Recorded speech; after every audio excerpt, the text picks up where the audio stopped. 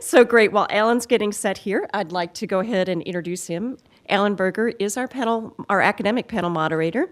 He is the H. Montague Austin Jr. Professor of Banking and Finance and PhD coordinator of the Finance Department, Darla Moore School of Business, Carolina Distinguished Professor, University of Southern Carolina Senior Fellow, Wharton Financial Institution Center, and Fellow, European Banking Center. That's a lot of stuff. Do you do anything in between your fellowships? Oh, you come here. That's good.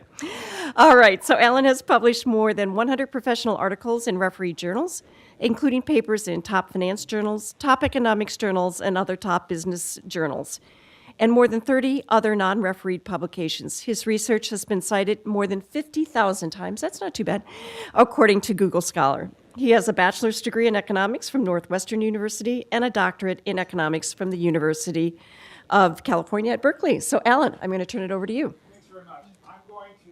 I'm going to be very efficient. I'm not going to introduce our speakers. You can read their biographies. We're going to go right to the papers, and I want to leave as much time as possible for audience questions. So, Joe, if you would go ahead.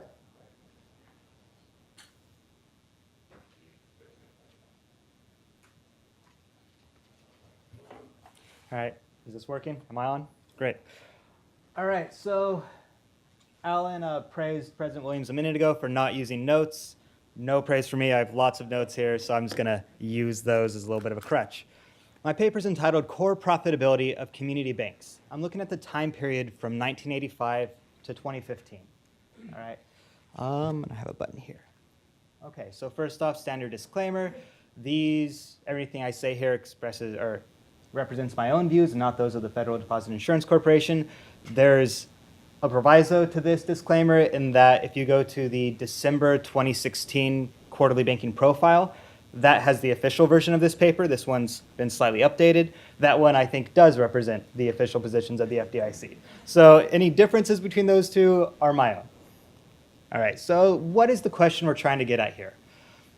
Frankly, I had one of my bosses come ask me a year ago, hey, what do we know about the core profitability or the core strength of the community banking model? And I said, oh, well, let me do some research and I'll get back to you. After a bit of research, I found out that there's not really much research out there on this topic. We're trying to figure out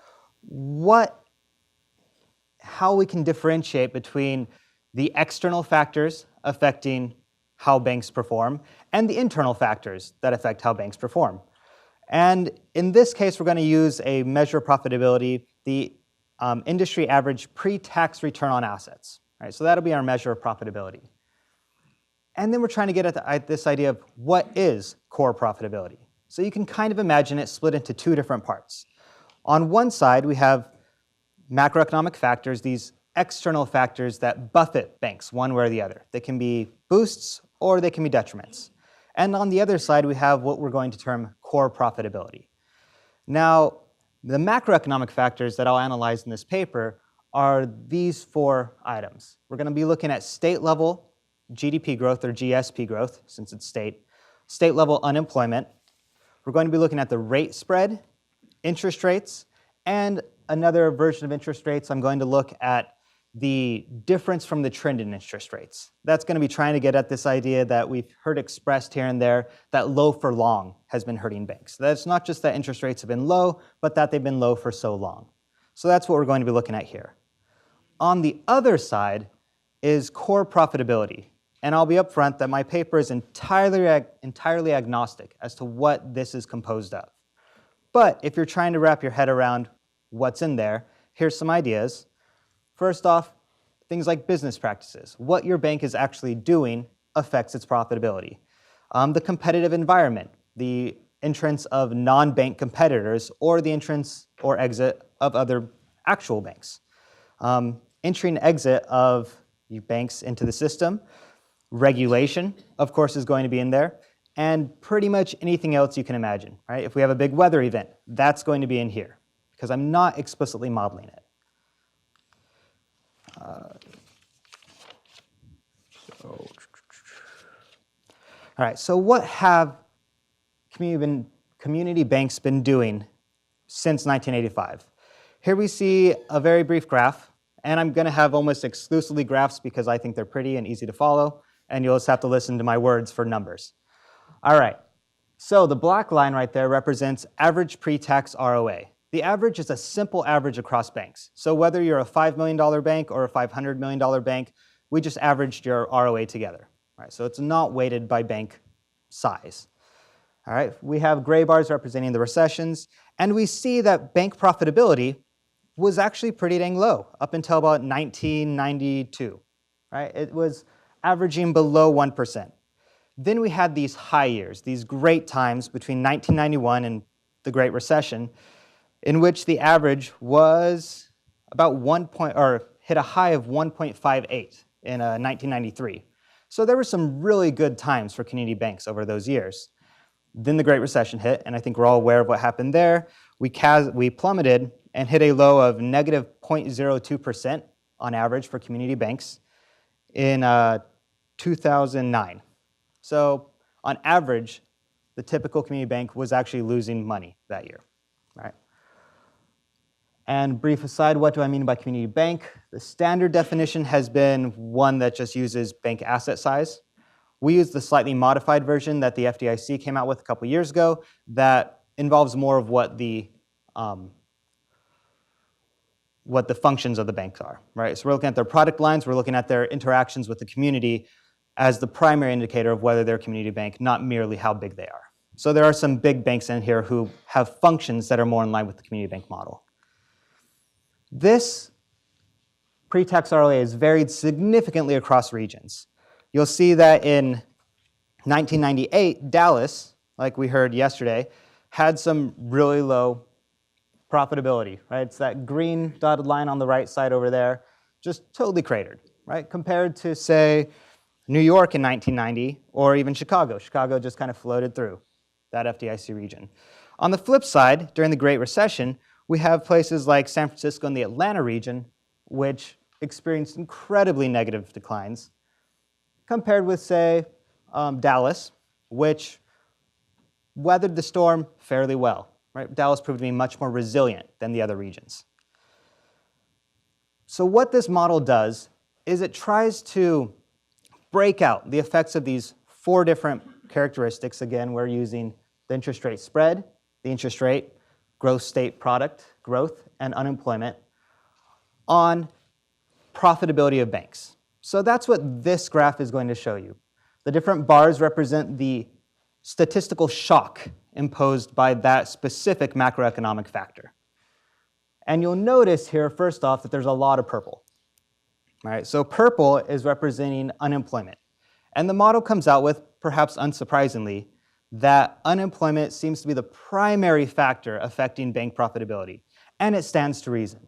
Most of your community bank projects are involved in local communities, which may be heavily impacted by the local job market. If people don't have jobs, then they don't have the confidence to take out loans or to repay their loans. Community banks suffer. Right, so that should be unsurprising, and I see a lot of heads nodding, so good. This is just reinforcing things you already believe. And that's one of the best things here. We're quantifying things that you may already know to be true. Surprisingly, gross state product is almost negligible. Right, so if you try to say, hey, how's the state doing? It doesn't really matter. Right? That's not what you would expect coming from this. On the one hand, it may be that states like New York or Texas or California that are very big, one gross state product may not be sufficient to describe all the little regions that it covers. On the other hand, it may also be that how the state is doing isn't that big a deal. It's how your local community is doing, and that's being transmitted through unemployment. If the whole state is doing poorly, you probably have high unemployment in your local region, and so that's what's affecting the banks directly. All right, the other thing we have here is the spread. You'll notice the spread is that kind of light blue periwinkle. I don't know what color that is, but that bar. It's usually moving in the opposite direction from the other factors. But you also notice it kind of reflects the inversion pattern of the spread over the years and tends to precede recessions, though by different amounts of years every time. And finally, interest rates. So this one we were somewhat pleased that it came out this way, though I promise I did nothing to massage the data. You'll notice at the beginning of the cycle, beginning of this period, orange matters a lot. All right, so interest rates were exceptionally high in the 1980s. That seemed to be a great boost for banks. All through the 1990s and the big boom years, interest rates seemed to have pretty much no effect on banks. Once you hit the Great Recession, of course in the first year of the recession, not a big effect from interest rates. But as interest rates stayed low, you see that that orange bar tends to get bigger and bigger over time, meaning that this interest rates low for long has had that effect of being a headwind against bank profitability, right? It's starting to decrease again by 2015, and with interest rates rising, we're hoping that that's going to change, and so that eventually it will become a tailwind or at least a non-factor. Here we're going to get at what the actual core profitability is. So we have this black line, which is the observed ROA, and the blue line, which represents core profitability. So once again, this is the idea of how banks are doing in the absence of any macroeconomic factors buffeting them one way or the other. The idea is if you were in an economically average year, this is how your bank would do. And again, this is for industry-wide profits. So this is not describing any individual bank, it's simply the average across banks. There are basically 2 or 3 big takeaways I want to mention right here. First off, it was really low all through the pre-90s, the late 80s. Right? It kind of matches directly what we observe, and that's important because it shows that the crisis, the S&L crisis, was not a crisis of the macroeconomic making. So this was a crisis that was formed because of changes in regulation and changes in business practices. Right? So it was not connected to the macroeconomy. Then you have this big boom years, and you'll notice that core profitability is actually much lower than observed profitability over those years. So what's this saying? This is the idea that those years, despite the fact that they lasted for 15 odd years, and a lot of people I think got used to that and thought, hey, this is the normal, that was not normal, right? That was a boost. You had this big tailwind pushing you along. If you're a cyclist or a runner, you know how that feels when you have a wind behind your back. You run a lot faster than you would otherwise. Finally, during the Great Recession, banks actually did much better than you think they did because the economy was so bad, it dropped them way down. The other big thing I want to emphasize here is that the trends. Over the boom period, core profitability was actually trending down. We suspect this is a compositional effect, that as boom years continued, more and more banks who really weren't inherently profitable were able to get into the system, and banks that may have been profitable at the beginning were taking more risks or getting into product lines that maybe they shouldn't have been because they expected these tailwinds to continue pushing them forward. The minute those tailwinds are pulled away, the bottom dropped out. Right? But over that time, the average profitability, the core profitability, was actually decreasing. Once that recession hits, and you have, unfortunately, a lot of banks who had unprofitable or non-resilient systems dropped out, you see an increase in core profitability from that point on. So I ran out of time, so I'm going to end there, but I'll pass along to the next, and hopefully if you have any questions, I'll be able to answer them later.